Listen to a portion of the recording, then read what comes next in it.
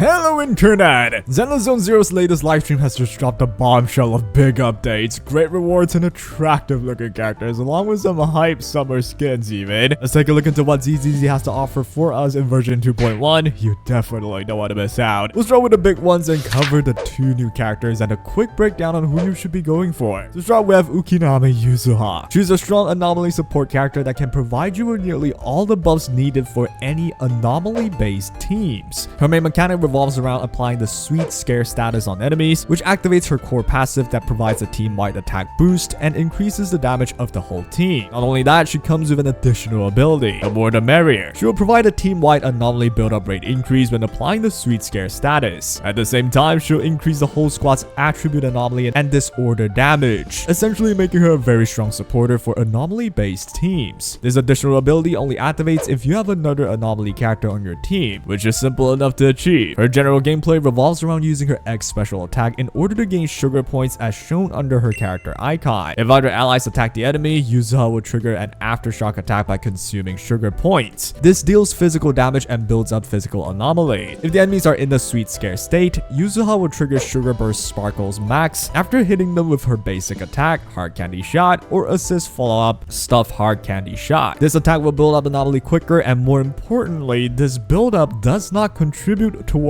anomaly damage calculations, meaning your main anomaly damage will not be diluted as much, which just means more damage for you. And finally, when an active ally attacks an enemy in the sweet scare state for the first time, it will trigger the flavor match effect, which converts Yuzuha's Sugar Burst Sparkles and Sugar Burst Sparkles Max to the attribute of the active ally. To put simply, Yuzuha is able to help your ally build up their anomaly even faster with her own attacks, no matter the element. Mechanically speaking, she even has a parry ability by holding her basic attack, which makes her a simple character to use in general, but she can still help with sustain if the parry is timed well. Her ultimate is a simple one as shown in the livestream. It does AoE damage, restores sugar points, and builds up anomaly. Plus, it applies the sweet scare state to anyone who's hit. To conclude, she seems to be the Astra Yao for specifically anomaly-based teams, with her generally useful buffs and utility for anomaly and disorder-based characters. Her core gameplay is simply making sure you put the enemies into the sweet scare state, which is simple enough to do with her X special attack, but do note that that means she'll need a solid amount of energy regen to make sure she can have as long of an uptime as possible with the sweet scare state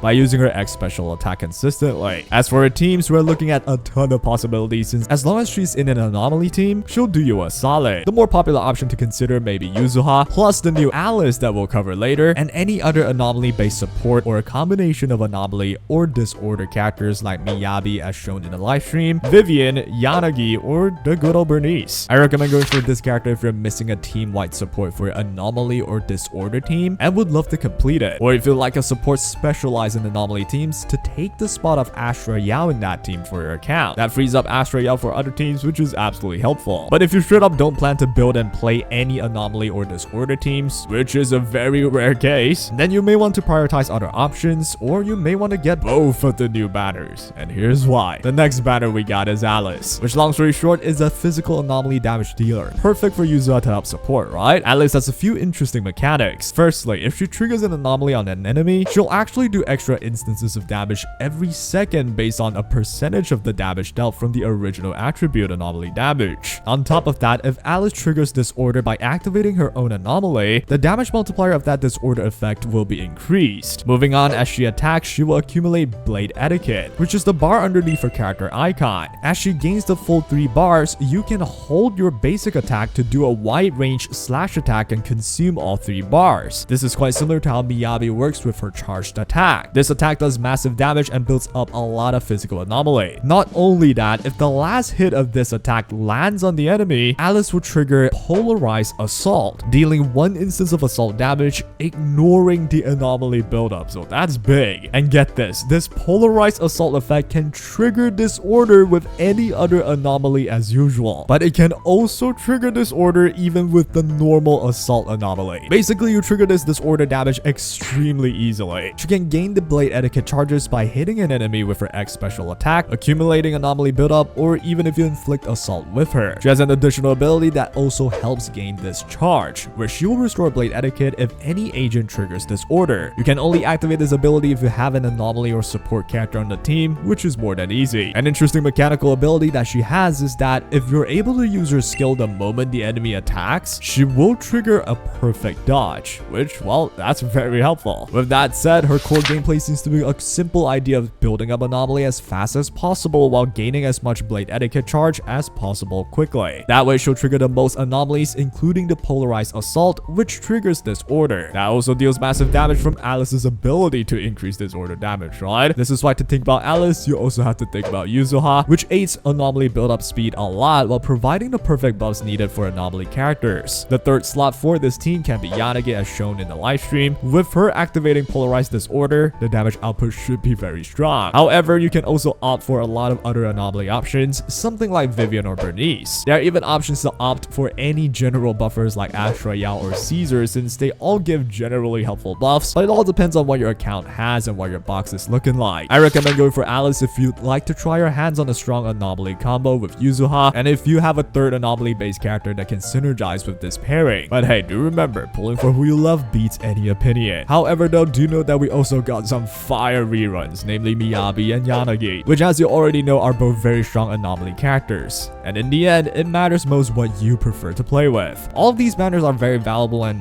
they do synergize pretty well with each other to a certain extent, which just means whoever you choose to go for will not go too wrong. In fact, it probably will just go good. So yeah, go crazy, guys. With that out the way, let's take a look at the abundance of events and rewards that will come to us in version 2.1, and we'll just start with the rewards. With the tasty free 10 pull check-in event along with 10 boopons, always pretty cool. And moving on is my favorite, the new skins. First of all, you can unlock Wise and Belle's new summer skin just by playing the summer event, so no reason to pick them up, right? Especially when they look gorgeous, dude. Look at this. Speaking of skins, we also got Yuzuha and Alice's summer skin, and they look hecka adorable too. They will be available for purchase with the new version coming, so yep, look forward to that if that's something you'll want to pick up. Along with all those new skins, we naturally gotta have the cool summer events, right? Like the Tales of Midsummer Dreams. Along with the Spook Shack crew, which is the new faction, you'll go through constructing attractions and activities to get more traffic into the fantasy resort. There are tons of minigames in this, like a surfing one with Alice, which looks like a whole game itself to be honest. There's even a shooting game with Yuzuha, which dang, actual skill-based minigame. I gotta hit my aim labs routine for this one. The scenery is bright and tropical, awesome for a summer event for sure. And the best part about this is that it's not just the type of minigame where you log in, do once and forget. It seems you actually get to use skills and obtain upgrades too, so it'll actually be fun to work towards. And most importantly, get this. There is a good old fishing minigame as well, where you as proxy can invite Alice or Yuzuha along and just catch some fish, dude. Well, that's what you'd think, but if you play it enough, you'll unlock date scenes for this characters. Like actual date. That's how the commentators explained it in the stream. Oh boy, I can already see the fans rushing to catch some fish in the server very quickly. And yep, I'm also glad to say they've added tons of improvements to this fishing minigame. And my favorite one being that you can display what you catch in the aquarium now. That just gives you a sense of achievement, man. The best improvement they've added for me is the auto fishing mechanic. So yep, you can just let things run on their own now for the fishing event, and it will run even if you're logged off. Very helpful. There are tons of other cool stuff, like how you can see some other characters joining the resort as you progress through the event. It looks to be an awesome and chill time, and it'll make me feel warm and fuzzy inside. Not to mention, you get the free proxy skins by just completing this very event. So yeah, very awesome. On top of the good summer times, we see N-Notch as Legend event. Interesting name, which it's like a whole team fight type minigame, and it looks pretty fun. I'm surprised by the number of things that you can do on this update. And you know what the crazy part is? There's a PvP mode in this event where you can play against real players. Like holy crap, this can actually be a competitive game. They will have a whole leaderboard and everything. Aside from the more mini-game style events, they will also be adding the Endless Tower Glory event. This one's more gameplay based, where you get to be fighting bosses, but you will also gain more points based on the amount of skills or techniques you're able to pull off. This will be quite a challenging event, and it's a good one to test your hands at the tough maneuvers or combos with your team. There are also a number of other challenging gameplay events coming as well, which is perfect if you'd prefer some challenge after chilling and fishing a lot in the summer event. There are actually a lot of other smaller events coming, each with their own rewards and unique gameplay that I can't even cover them fully. It is a lot, man, and it sure looks like a ton of fun. The final thing to touch on is Zenless is finally here with some quality of life updates. For controller players, you will now get more customizations with your keybinds, including the controls to do with L2 for PlayStation or LT for Xbox. There are more freedom with that now, so controller players can rejoice. Joystick sensitivity is also improved with the toolbox, where you get more control over it now. For players in general, we will be getting the map waypoint quality of life, which is just convenient. They have color-coded and added a waypoint on the map, so it gets easier to navigate for sure. Not to mention, you can also now set quick travel locations as your favorites, and now you'll be able to access the areas that you go to commonly easier. There are a lot of other small quality of life updates, and yep, it's nice to see Zenless improving at all angles. And that will be all the big news and updates for Zenless Zone Zero version 2.1. There are a lot of smaller and niche updates for sure that I didn't even cover fully, but I'm sure the more exciting ones I've mentioned. This is one of, if not the biggest updates in terms of content and volume especially. It's gonna be a great time for Zenless enjoyers, and that'll be all for now. Hope you guys enjoyed, and take care.